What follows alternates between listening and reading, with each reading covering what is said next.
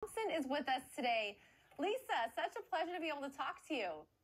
Hi, Kara. Nice to meet you as well. And highlight this book, really an incredible story to share. You know, I understand that your initial climbing, wanting to climb and be motivated to do so came out of spite, right? Yeah, I like to say that. So I grew up in the Midwest, not a lot of mountains in Illinois. And when I moved to the Pacific Northwest, I was the only female manager at my level at the company that I worked for. And all of the men, great guys, they would go climbing every weekend and just never thought to invite me. And that made me frustrated. So instead of doing what would have been the logical things to invite myself to join, I got frustrated and I decided that I would go climb my own mountains. And that led me, as you said, to the top of the highest mountain on every continent. Okay, how do you get to there? You started off with Mount Rainier, is that right? That's right, yeah. And then, okay, so what was that like? Did you train? Was it like, I'm just going to go for it? No, I train. So I take every single mountain I climb, even today, very seriously. The preparation to me is really important. And I kind of treat it like a project.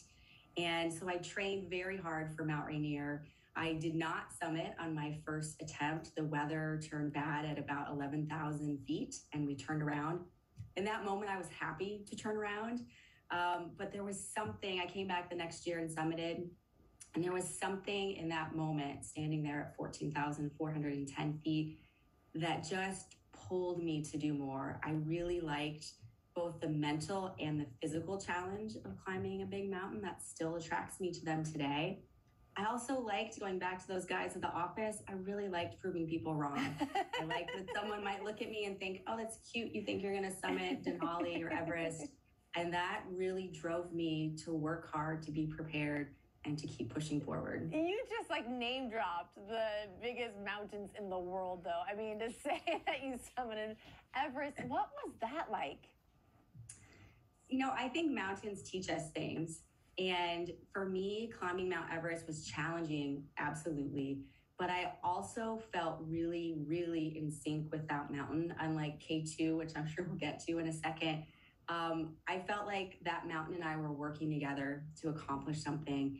And when I stood on the summit, I was grateful just to be there. I had survived cancer the year before.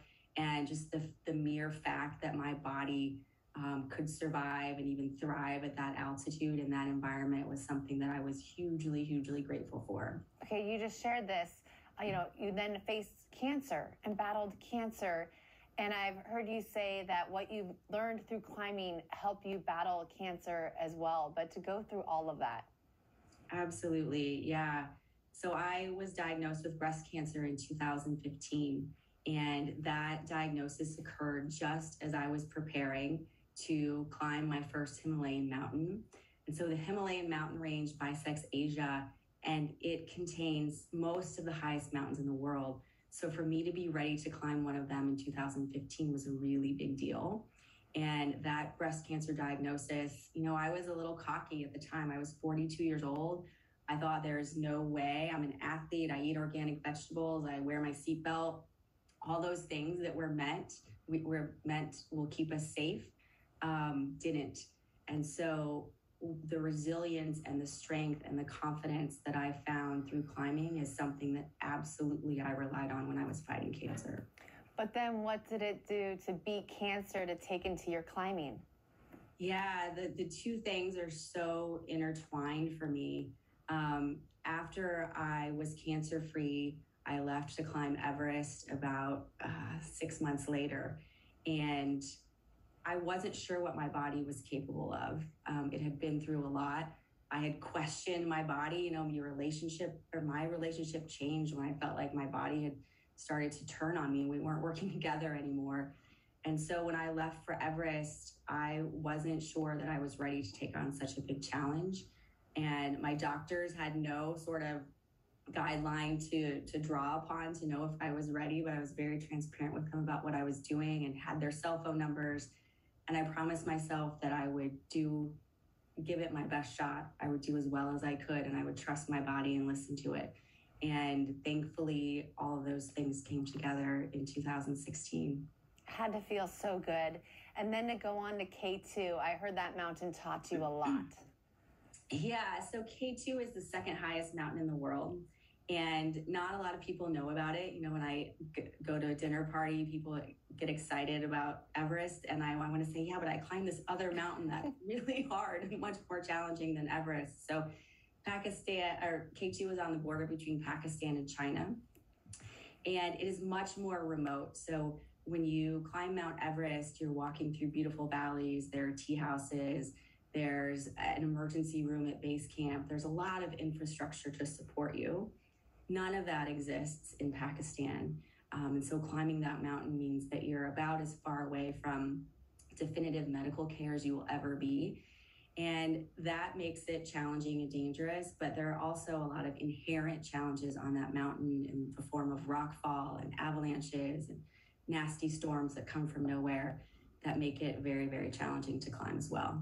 When you climb and you summit, what then is it like to come back down? What are the emotions after you've reached that highest point and then you're done, but then you have to go down the mountain?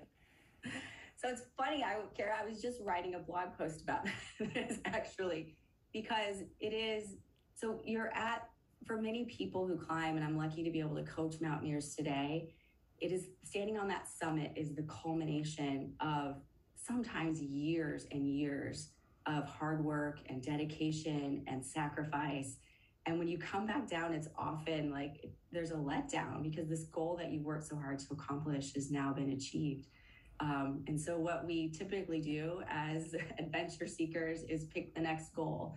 And so for me, that has been to start to give back in the communities that I've climbed in and love so much, in the form of supporting women in both Nepal and Pakistan.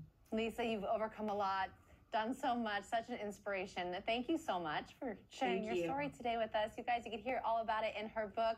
Check it out. We'll have more information on Finding Elevation and Lisa on our website at KaTU.com. Don't go away. We'll be right back.